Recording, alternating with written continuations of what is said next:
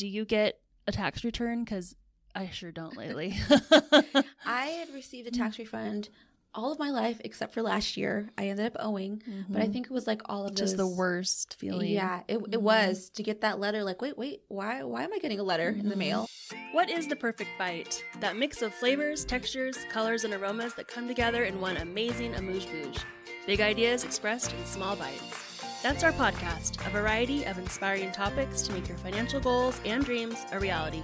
Brought to you by Clark County Credit Union for your weekly serving of food reviews, financial education, and life hacks that your future self will appreciate. It's the perfect bite of interesting information to start your week.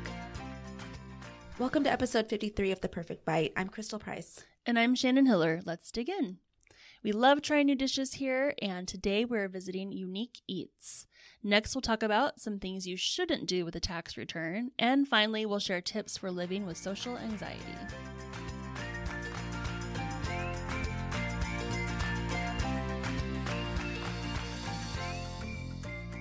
Each week at The Perfect Bite, we'll share a locally owned Southern Nevada restaurant that we hope will become your new favorite. This week, we're sharing a new favorite, Unique Eats, which is located on South Durango off of Desert Inn. We recently visited Unique Eats for one of our team members' birthday lunches. It's really got a farm-to-table feeling when you walk in. They've got the chalkboards with the specials, a lot of neutral-colored palettes, like the platewares, like unique cups, plants. You could see all that throughout the whole Yeah, it was restaurant. Really cute inside. Like I walked in and I was like, whoa, because like cool light fixtures. Yeah. And from the outside, it's very kind of like industrial, just strip mall. Mm-hmm. And then you walk in and you just feel very at home, you know, Cozy. very welcoming. Mm-hmm. So I want to start with the staff. They were very phenomenal. You definitely get that feeling that they really care about each other. They care about the people that come in there. One of the hosts came over several times to our table and talked with us about the menu and joked around with us. Two of our hosts were actually identical twins that we realized after food just kind of like kept coming, but it looked like it was being presented. It took us a minute. We're like, wait a second, what's going on? And they're like, oh yeah, we're twins, identical.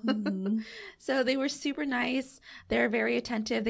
One of them gave me like a purse hanger for my bag, and I've never had that happen before. Like I always will place my purse, like sit it behind me or set it on my lap, and no one ever offers anything, but they were like, oh, here, this is for your bag. And it was very nice. So our group of 6, each of us ordered something different from the menu. Most of us order like breakfast foods. So I know birthday girl ordered chilaquiles. Another person ordered the French toast, which looked amazing. A lot of toast on there with the strawberries, whipped cream. Somebody else ordered the wild mushrooms and spinach pizza. Looked really good and cheesy. And another person ordered the pancakes. They were 3 enormous jumbo. I have never seen pancakes that big. Like we've gone to places before with huge pancakes, and he's like, I want to order 2 pancakes. And she's like, sorry, like you have to get 3. And he's like, okay. And then they came out and they were like as big as like a dinner plate size. Bigger. I mean, they were huge. Full on pancake. So I think he probably finished like a quarter of it. Yeah, maybe. And so what I ordered were the chicken and waffles, which came with 2 large pieces of chicken atop a large waffle. And it was lightly drizzled with syrup, a little bit of powdered sugar. It's very nice and pretty. On the plate, $15.99 was the cost. What did you order, Shannon? I was looking for something that maybe I wouldn't see somewhere else on the menu. And so this one caught my eye. It was called the Cochinita Pibble Hash, and it's a Yucatan-style marinated pulled pork with house potatoes, pickled red onions, and then 2 eggs any way you want them. So it's still on the breakfast menu, and it was more like a tomato-based sauce that was on it. Really flavorful, but not like too spicy. And I think I was thinking about it. I'm like, pickled onions. I'm like, ooh, I love those. So honestly, that probably made me get it more than even anything else. But I later asked to have a tortilla because it just felt like something I would wrap up. Like a breakfast taco kind of thing. So I suggest you guys add that to your menu because it was delicious when I had that. And that was about $16. And I was definitely full. It was a really good serving. Yeah, everybody's plates looked amazing. I think most of us either finished it or we took it home because it was just that good. It was a really good place, Unique Eats. I think what I'll order next time is the Thai beef salad. Trying to order something light, but also incorporate the beef that I like so much. How about you? So I was looking at the salads too. I think I would get the Asian chicken salad, and I also saw it was mentioned several times on Yelp as people's favorite. So I like to kind of see what's mentioned more often than others when I'm researching before I go. So yeah, Asian chicken salad. Recommendations. I think a recommendation for you all, if you go and get the chicken and waffles, is definitely get the syrup on the side. Well, I shouldn't say definitely, but for me, definitely get the syrup on the side. And I'm not really a sweets person, but it just felt like it needed a little bit more sweetness to it, and they do offer the syrup, so you can always add that. And if you at home have a recommendation or a restaurant for us to try, send us a message at theperfectbite@ccculv.com.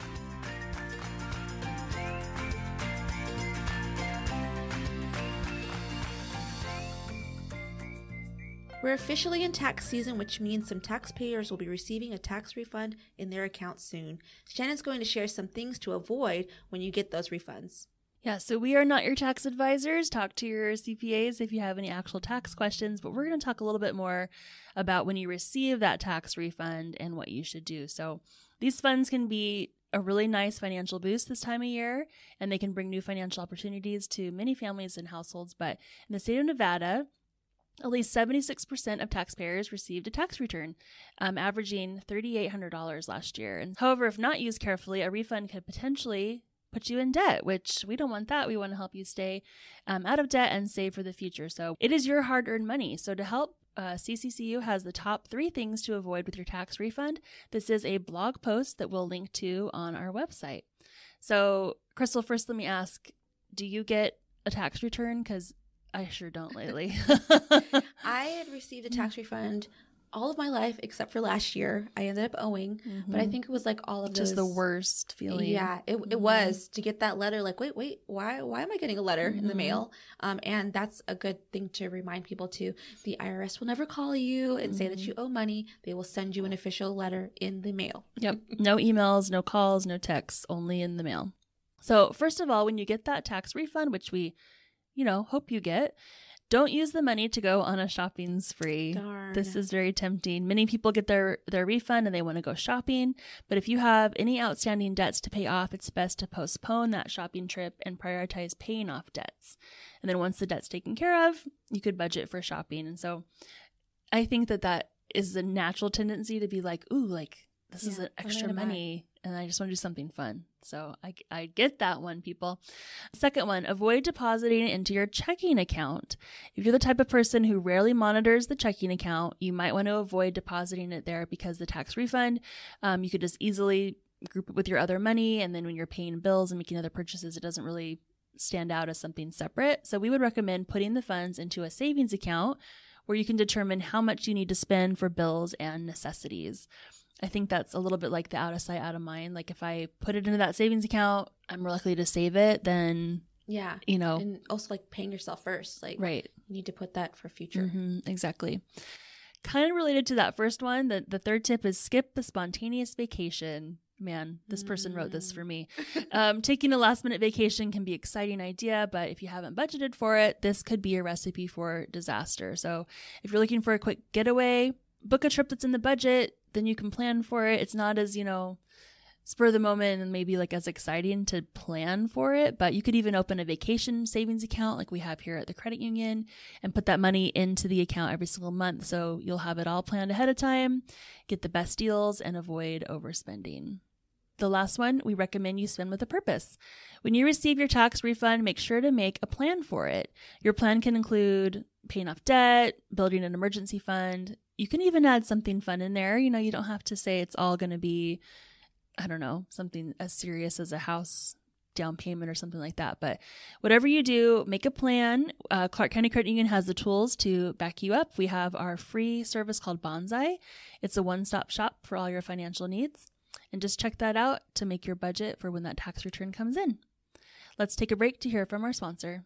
Clark County Credit Union members have received more than $73 million in bonus dividends since 2001 just for using the credit union services they need every day. Since CCCU is owned by our account holders, they earn the dividend, not shareholders. This year, we returned a $2.6 million bonus dividend to members with auto loans, credit cards, and checking accounts. Open an account today and start earning your own bonus dividend. Funds privately insured by American Share Insurance. Our Future Self segment is next, and it's inspired by the Happiness Project. It's safe to say that everyone gets nervous in certain social situations, but there are several ways that people can deal with anxiety, and we're going to share some of the tips that we pulled from WebMD's articles to help you feel better and help you get through the day. We're also going to share the full list in our show notes. I also want to note that sometimes people may need to seek professional help from a therapist for social anxiety, so these tips may not help them. The first tip from WebMD is to control your breathing. This one I think is something that you can easily implement into your everyday thing. A lot of times anxiety can cause changes in your body that make you feel uncomfortable. For example, your breathing might get fast or it might get shallow, and this can make you more anxious and might make you feel tense and dizzy or maybe even suffocated. There are certain techniques that can help you slow your breathing and manage other anxiety symptoms. So try these steps. First, you're going to sit down in a comfortable position with your back straight up. Yep. I'm going to do it. Relax your shoulders. Put one hand on your belly and the other on your chest. Breathe in slowly from your nose for 4 seconds. And the hand that's on your belly will rise when the one on your chest shouldn't move much. Okay, that's not how I don't think most people breathe. No. Like, you're breathing from your lungs more. Mm-hmm. You want to breathe deep. Mm-hmm. My daughter is taking voice lessons, and she was talking about that you need to be breathing from like your diaphragm and lower, and that everyone is like just doing this shallow breathing all day and like not even getting all the oxygen that they need just normally. So let alone when you're singing. Well, so it really takes some training, right? You can't just do it. And thought. You had to be intentional about it. So once you're doing that, once you're in that position, breathe in slowly through your nose for 4 seconds. You're going to hold your breath for 2 seconds and then slowly let it out through your mouth for 6 seconds. So that's a little bit of a harder task as well. That's not how we breathe. Because you're going to breathe very slow. This is just to kind of calm the anxiety. And then you're just going to repeat this several times until you feel more relaxed. Okay. And I will say that this works. I've done something similar to it. I went to a conference or something a few weeks ago, and one of the speakers was like kind of letting go of like stress and things that kind of hold you back, and breathing technique was one of the ones that she did, and she mentioned it was a 4-7-8 method that supposedly the Navy SEALs use for their people that are out. You bring it in for 4, hold it for 7, out for 8, and like almost like instantly you feel the difference. So I've got a reminder on my phone now that says breathe literally at a certain time every day. And I just take that moment, and your shoulders just feel much more relaxed. And I feel like more focused, ready to just kind of jump back into whatever project I'm working on or whatever conversation I'm having. Next on the list is to prepare. So if your anxiety is acting up, planning ahead for social situations that make you nervous can help you feel more confident. You might feel the urge to avoid some situations because they make you anxious. Instead, try to prepare for what's to come. So for example, if you're going on a first date and you're scared that you'll have nothing in common to talk about, try reading magazines and newspapers to find a few topics to talk about. Planning ahead. If you're going to a party or a work function, something like that gives you symptoms of anxiety, do some relaxation or breathing exercises to help calm you down before you leave the house. All of these are in preparation for being in large groups of people. Maybe you have issues with speaking in front of people. Plan ahead. What about a code word to leave? That's part of the plan. That's what we do. Yes, if you've got a buddy that you're going with, plan ahead with that code word. Yes. So if things get too tight, it's time to go. It is time to go. Banana. Yep. So our friends, this is just a side, they were in a situation like this, and they decided their code word was toast. And then it was really bad. It was burnt toast. Like, we got to get out of here, burnt toast. And we're always like, burnt toast? Yeah. Is that a sign of a heart attack or something? I don't know. Oh, no. Yes. Have an out. An escape. And the last tip that we're going to share is to take the focus off of yourself. Try shifting your attention to what's happening around you instead of what's happening inside of your head. And this is one I can say that I've done in the past. What they say, you can do this by really listening to the conversation that's happening and reminding yourself that other people probably can't tell how anxious you actually are by looking at you. So people appreciate when other people act genuinely interested. So focus on being present and a good listener. I do that. I think that I'm on and off social anxiety. And so, yeah, I will listen intently, ask questions, like meaningful questions, to let them know that I really do hear what they're saying to me, and prolong the conversation with them speaking and me just listening. Mm-hmm. And people like to talk usually about People do. themselves. So that's a good strategy. For sure. Well, everyday events can be challenging and you may feel more self-conscious, but with some techniques in your pocket, you'll be more prepared to live your life to the fullest. We'll link the full list in our show notes. We want to hear from you. Send us your financial questions or money topics that you'd like to learn more about, and don't forget any fun local food recommendations. Our email is theperfectbite@ccculv.com. Thank you for listening to this week's episode, brought to you by Clark County Credit Union. For additional money management tips and financial calculators, check out our website at ccculv.org. Now that was The Perfect Bite.